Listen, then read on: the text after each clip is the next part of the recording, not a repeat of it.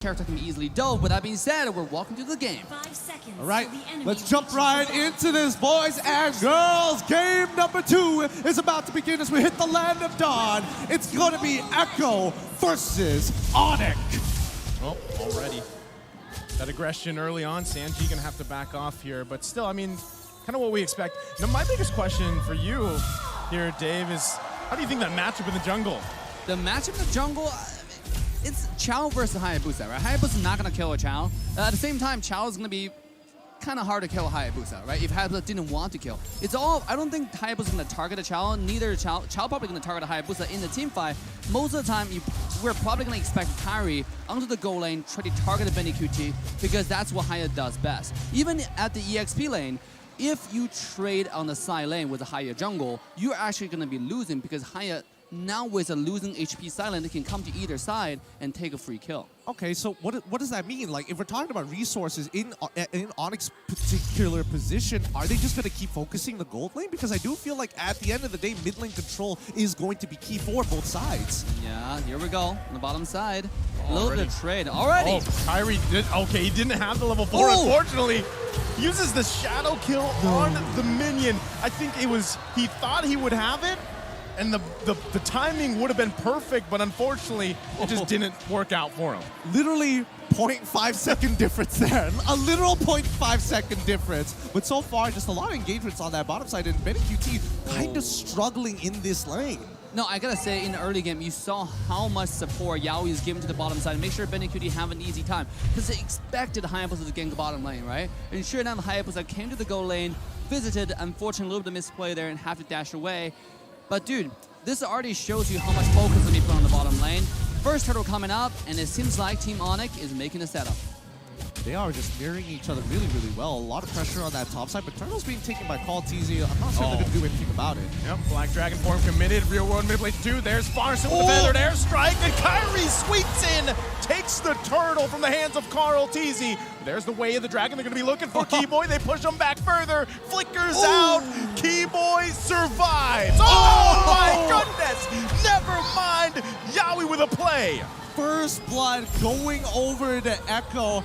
I felt like Onic kind of did Keyboy dirty there. If I was in Kairi's position, I'm screaming at Keyboy, I'm sorry, brother. You gotta pull him away from that turtle. And that's exactly what he did. Yo, CW. Yo, CW, calm down. Let's not get into trades without mana here. Oh my god, what an interesting trade over there on the top side. I actually thought Keyboy would get away there, you know, but beautiful play from Yaoi. Despite the respect that Keyboy give to Yaoi in the beginning when we read the quote, it doesn't matter. You know, on the battlefield, it's going to be serious gaming.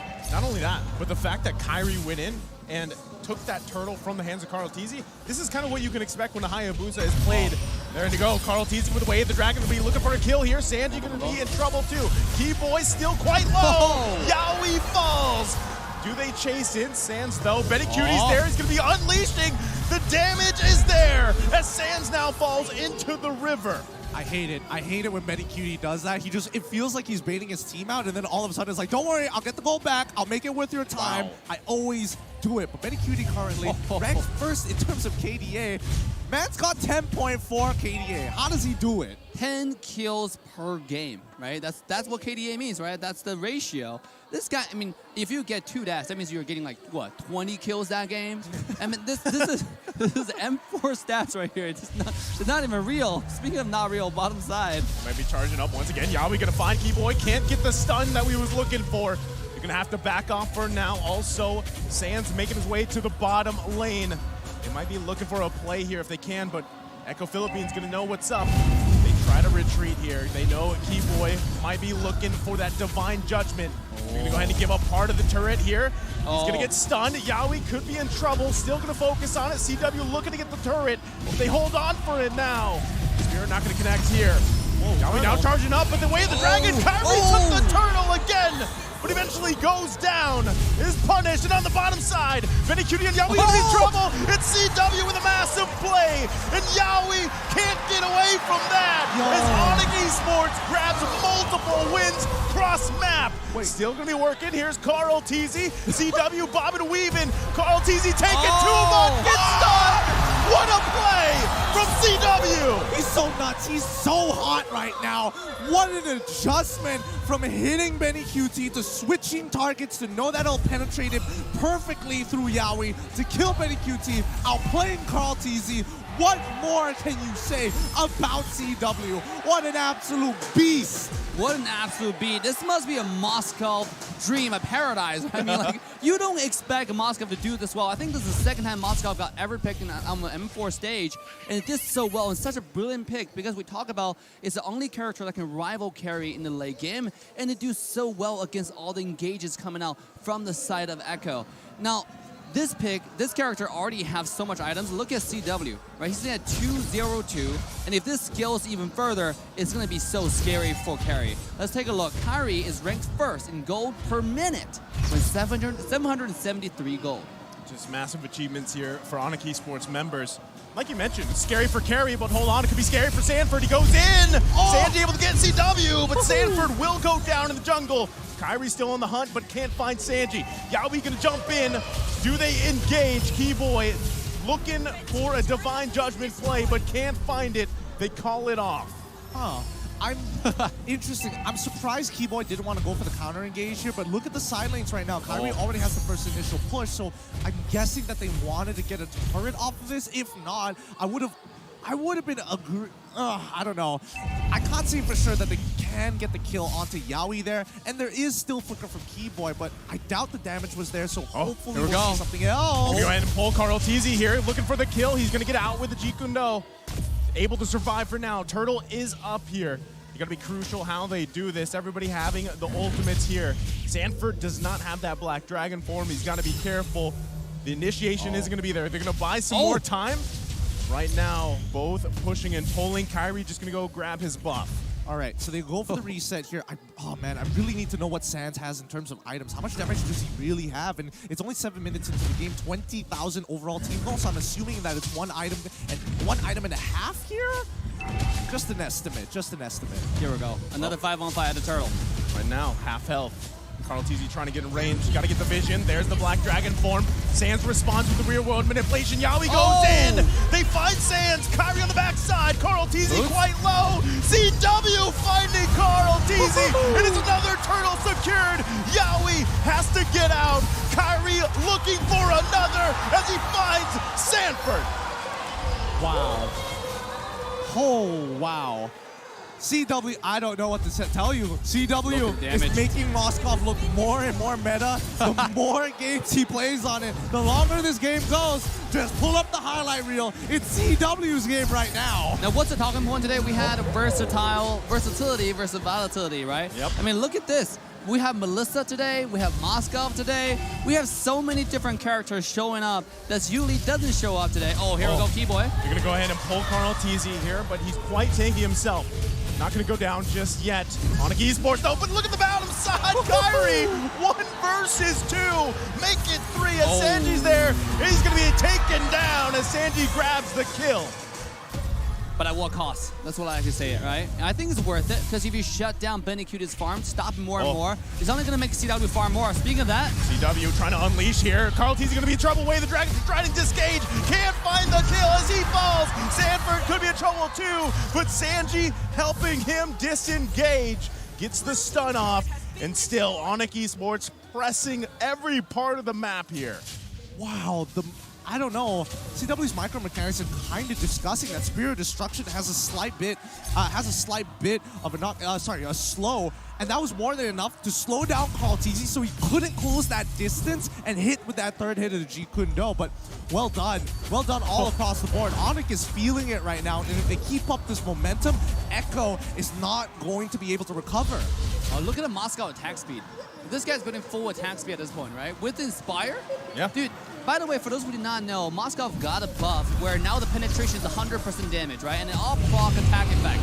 So basically, if carry stands in the back, he didn't have to target your back line. He had to target your front line. If anyone stands close to their front line, it's going to die. And in this case, you have a front line. You have a Chow, who is kind of like a Fragen in a sense, right? You have a Yu Jones coming in. So this is just one of the brilliant picks, and now it's only getting scarier as Onic scales into the late game. I mean, not only talking about scaling, but the fact that Kyrie is 3 levels ahead of Carl TZ right now. It is, I mean, you're wondering, was this Cho jungle pick the best decision? And now it's Echo Philippines going to try to push Onic Esports off this Lord. But they know what's going on here. Look at that, the flicker did come in. They find Minicutie, but he's able to survive for now. Sanford with a massive setup and play on the backside. They're still working for it. Boots there to help out, looking for a kill himself. Kyrie, though, gets kicked away from Carl Teasy. Goes back for the shadow kill. Can he get the kill? Kyrie making things turn around, but now he's the focus as Sanji takes out Kyrie. Another trade, but this time in favor of Echo. Oh man, Sanford survives 1 HP literally, but now Sanji is kind of left out in the open here. Keyboy and Sans respecting Yaoi and Minicutie. Nicely done. Wow. Trading skills here. Now, I do want to point out, CW get caught in that situation, right? This is not, I just saw the spear fly around. Yeah, and same. You scared me a little. Actually, I got scared, you know, a little bit there. But Backjaw was saying, yeah, CW, he got caught out a little bit just now, right? Yep. He have to be more careful with his positioning. Yes, Kyrie can find the assassination, but Echo's tightening up their rotation at this point, right? It's a late game team fight. As the main damage source, CW will have to wait Yuzhong's position, right? Where Yuzhong is. Because if Yuzhong expend that ultimate, the Black Dragon form, the Dark Dragon form, he's done.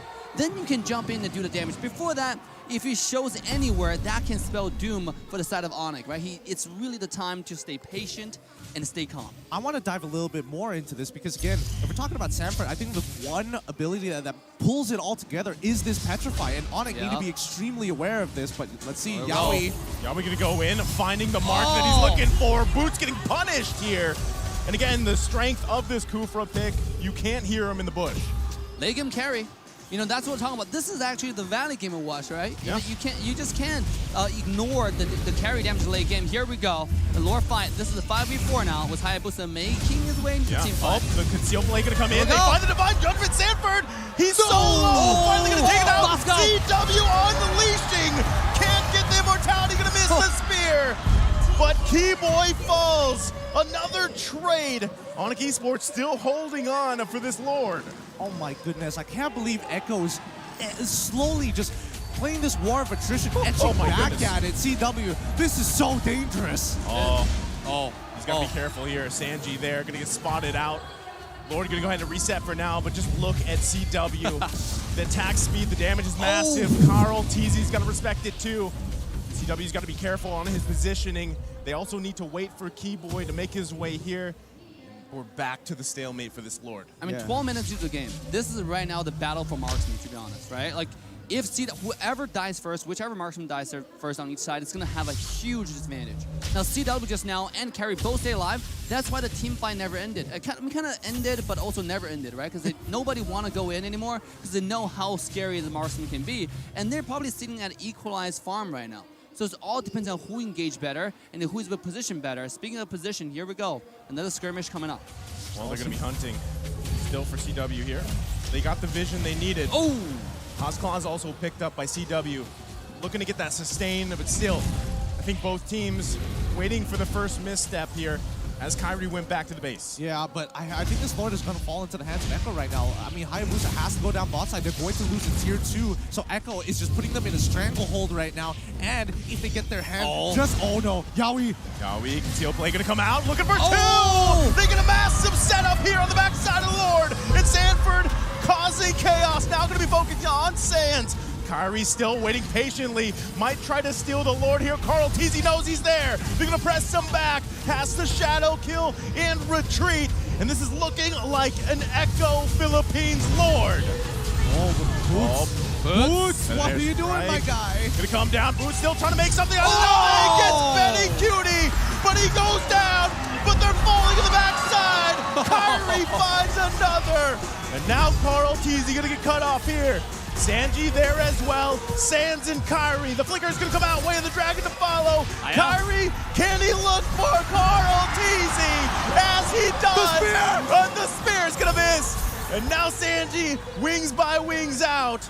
Sands still looking for him, but can't catch him. What a massive turnaround for Onic Esports. Keyboy. The winter trumpet. But still comes in, looking for the last one, the shutdown. I I can't deal with this right now. The foresight of these teams. Onic, despite getting caught out first, despite giving the Lord over to Echo, they thought their plan out, even past the death timer. This is insane. It's so scrappy from both sides, but just how the players from Onic are playing in tandem individually with some of the members, it's just ridiculous. We're taking a look at the items here, right? Two marksmen that both attack speed marksmen, building almost exactly the same with exception of Hasquall. But look at the jungle differential here. You know, the Hayabusa is sitting at 10,000 gold compared to a 7,000 gold Chow. I mean, legit at this point, KarTZ has about the same farm as Yaoi. You know, and that's not really a good sign. That's not a good sign, Dave. You know, I mean, it's a struggle. That's what we're seeing. This is why I questioned this when we jumped into this game. You know, the two jungle matchups here, how would that evolve throughout the game here? And yes, you have a disengaged tool. You also have an engaged tool in KarTZ, but we are seeing some amazing decisions come out from every member of Onic Esports, and those are the things that are falling into place for them, turning these fights that look like a disadvantage into an advantage. Oh, yeah. And I mean, despite the fact that KarTZ was behind for a majority of this game, his one goal is to make sure that Kairi as well as CW have the most difficult time to play the game. Oh, the Way of the Dragon is such a game changer, similar to the Divine Judgment. So right now, it really comes down to battle spell economy once again. Your favorite. Yeah, man, we're in a recession right now, so it's kind of rough. I mean, it's rough all across the board, but now that we're stabilized and both sides have really started to reset, they're starting to think a little bit further. How do I bait out a spell, or how am I going to change, not change, but condition my opponent in terms of the way that I use my combinations of abilities? Oh my god, what a stalemate at this point. Even though Echo being pressured all the way to the high ground base, but look at the total gold. There's not too much gold differential, right? I mean, it just shows you probably the gold that's missing on KarTZ is going more to Sanji, going to the mid lane. He's getting a lot of farming, 6, 1, and 5. The next lore comes up. This is the lore that determines who will win the game in a lot of ways, right? Unless a lot of people die, but it seems like at this point Onyx is already set up, and they need this win because they need the morale boost to go into the next game. Because if Echo get this is match point, and it seems like KarTZ is going to be the first one who make a move. Well, we're back to the Lord dance here, gentlemen. And they're going to go ahead and try to get the position. KarTZ is still going to work on it for now, but look at the positioning of the members of Onic Esports. Kairi also doesn't want to overcommit to this either, trying to get that advantage. Keep an eye on Keyboy. Conceal play going to come out here. Looking on the backside. Yaoi and Benny Cutie waiting patiently. They get the Winter Truncheon out. The Flicker 2. Feathered Airstrike. They're going to get sandwiched in. CW is in a massive display here. He goes down. He's out of position. It's a double for Benny Cutie. And that's already the advantage Echo Philippines needs for this evolved Lord. Onic Esports with a massive blunder. What can I say about Sanji's mechanic? This guy's a reflex god, right? Twice in a row, he Winter Truncheon, I-framed the Flicker ultimate from Kaja. I mean, what else do you want from a mid laner, right? When you dodge the most important ultimate in the entire game with a single button, you are a god, and that's what Sanji is in this game. Look, I don't know, but this game is making me drink my water with my pinky up because it's so high class, it's so refined. Every single decision, I mean, you're seeing it real time. How precise the flickers are, the initiations, it's just all falling into place here. But with that Lord secured by Echo Philippines, Onic Esports is going to have to be on the defense once again in this game number 2. Don't you wish to have a mid laner like Sanji in your ranked games? Oh yeah, that's me, dude. That's literally him. That's literally Naisu playing Gord. True, but just now the play from Onic Indo was actually really, really good, right? The conceal play, going to the back line, getting Sanji first, take away the threat from Moscow. But unfortunately, they did not expect the mechanic. You know, the micro comes in. You find the lockdown in KarTZ, but they're going to lose the tier 2 here. They've got to deal with this Lord. I'm watching on the bottom side. Feathered Airstrike going to come down. The Sands looking for a moment to set up here with that real world manipulation, but they can't find it just yet. CW and Boots working on the Lord. They lose the turret. Echo Philippines happy with that. Kairi, though, keep an eye on him as well. Pushing those lanes, cutting those lanes the best he can. KarTZ on the hunt, though. Not going to let him invade any longer. Wait, he's not out of the water yet. Go. Oh, The jukes coming out, the retribution though, they're gonna be looking for him. The shadow kill comes out, he's got no backup just yet. Kyrie the bomb, the weave! How does he escape? The divine judgment comes out, but Yawi with a set, and Kyrie goes back. He was grab a kill, everybody's low. Massive play from Kyrie. Onic Esports, how is he doing it? Kyrie, the master. Dave, look at me, man. This is, what can you say about, there is no need for analysis. Kyrie just showed off why he deserves to be the best in the world, and they're going for more. Sanji gonna wait their Tron, but it's 3 members. You can't escape that, Sanji. He's still there. His immortality gonna be popped, but at what cost? As he's a killing spree for Sands, and that's it. It's a wipeout. Onic Esports marching to the crystal, and they even the series in a 1-1. Wow, oh my God. What a finish. What an incredible finish coming out from Onic. GG, well played. I'm so lost for words. How did he do it? Dude.